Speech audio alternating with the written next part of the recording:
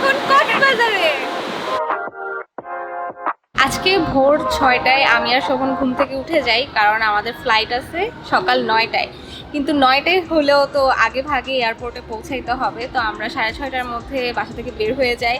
আর মজার ব্যাপার হচ্ছে আমরা 7টার মধ্যে এয়ারপোর্টে পৌঁছেও যাই। এরপরে হচ্ছে অপেক্ষার পালা। আমাদের 8:30টায় ছিল বোর্ডিং টাইম, তো এর আগ পর্যন্ত আমরা দুজন বসে গল্পগুজব করতেছিলাম। যেহেতু 9টায় আমাদের ফ্লাইট আর 8:30টার দিকে আমাদের বোর্ডিং টাইম ছিল, তো আমরা হচ্ছে সব কিছু ডকুমেন্টস শো করে তারপর আমরা ফ্লাইটের শাটেলে উঠে গেলাম।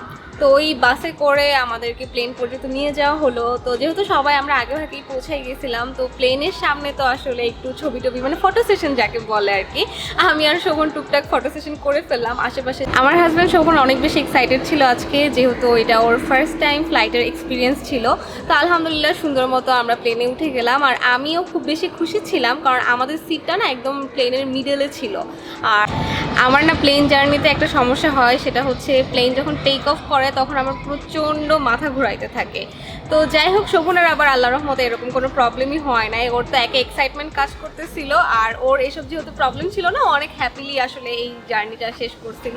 তো যাই হোক, এর মধ্যে কিন্তু আমাদের প্লেনে যে খাবার, স্যান্ডউইচ, একটা স্লাইস কেক আর সাথে পানি, সব কিছুই চলে আসলো। তো আমরা টুকটাক খাওয়া দাওয়া করলাম। আর যেহেতু ঢাকা থেকে কক্সবাজারের ফ্লাইট টাইমটা 1 ঘন্টার মতো হয়, তো তেমন কিছু আসলে করার থাকে না। বসে বসে আমি ওয়েট করতেছিলাম যে কখন আসলে কক্সবাজারে পৌঁছায় যাব, কারণ আমার জন্য না প্লেন জার্নিটা অত বেশি সুখকর না। কারণ যেখানেই যাই না কেন আমার শাশুড়ি মায়ের নিজের হাতের বানানো এই হার্বাল তেলটা নিতে কিন্তু একদম ভুল করি না। গরম বা বর্ষার মধ্যে যারা চুল পড়ার নানা সমস্যায় ভুগছেন, সেই সাথে খুশকির সমস্যা, চুল ঘন কিংবা লম্বা হচ্ছে না, এই সকল সমস্যা সমাধানের জন্য আমাদের এই হার্বাল তেলটা কিন্তু একদম ম্যাজিকের মতো কাজ করে। সব বয়সী আপু ভাইয়ারা ইউজ করতে পারবেন, তাই এক্ষুনি ক্যাশ অন ডেলিভারিতে অর্ডার করে ফেলুন। পাশাপাশি আজকের ওয়েদারটা যে এত বেশি সুন্দর ছিল, মানে আকাশটা অনেক ঝকঝকা পরিষ্কার ছিল।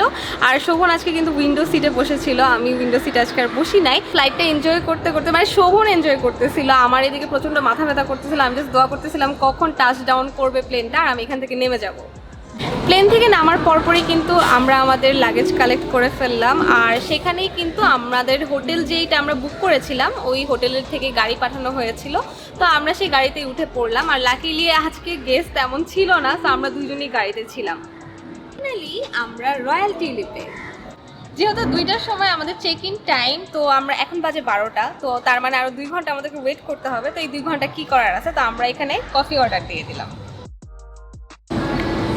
কফিটা শেষ করে তারপর রুমে ঢুকবো। এখন আমরা যাচ্ছি পালঙ্কি রেস্টুরেন্টে খেতে। চলে আসছি কক্সবাজারের বিখ্যাত পালঙ্কি রেস্টুরেন্টে। আর এখানে আমি না ফার্স্টে এখান থেকে জবা ফুল ছিঁড়তে চাইছিলাম, কিন্তু লেখা দেখলাম যে ফুল ছেঁড়া নিষেধ, তাই কোনো ফুল টুল এখন নিব না। কক্সবাজার অনেকবার আসলেও ইনানির এদিকটায় না কম আসা হয়েছে, তাই এই রেস্টুরেন্টটাও এর আগে আসা হয় নাই। আমার আর শোভনের এই প্রথমবার আসা হয়েছে। আর এটা একটু দেখাই, এটার মেনু কার্ডটা না অনেকটা বিয়েবাড়ির কার্ড আছে না, বিয়েবাড়ির কার্ডের মতো। আর নামগুলো হচ্ছে খুবই সুন্দর, মানে একদম বাঙালি স্টাইলে। আমি যে একটা দেখাই, আমরা কিন্তু প্রমোট করতেছি না, বাট আমার জিনিসটা অনেক ভালো লাগছে আর কি, যেহেতু বাঙালি স্টাইলে ওরা সব কিছু করার ট্রাই। তো এখন আমরা দুজন অর্ডার করছি পাহাড়ি মোরগ 2টা, আর হচ্ছে ডাল একটা, আর সেই সাথে থাকবে আলু ভর্তা। এখন খাওয়ার পর বোঝা যাবে যে আসলে টেস্ট কেমন, কিসের জন্য আসলে এই রেস্টুরেন্টের এত হাইপ।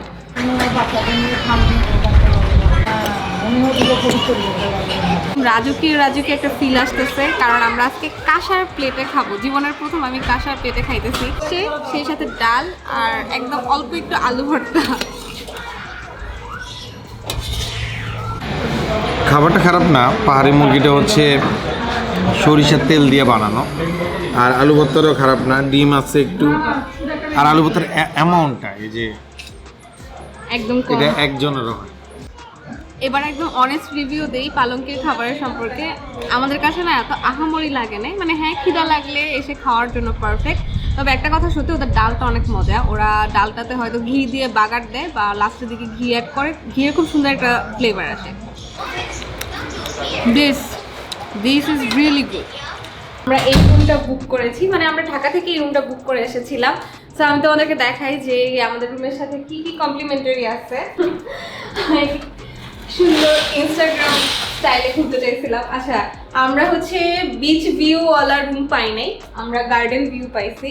তাও অনেক সুন্দর, রুমটা আমার অনেক পছন্দ হয়েছে। আর রুমের সাথে তো একটু পরে হচ্ছে আমরা টিভি দেখবো ফ্রেশ হয়ে।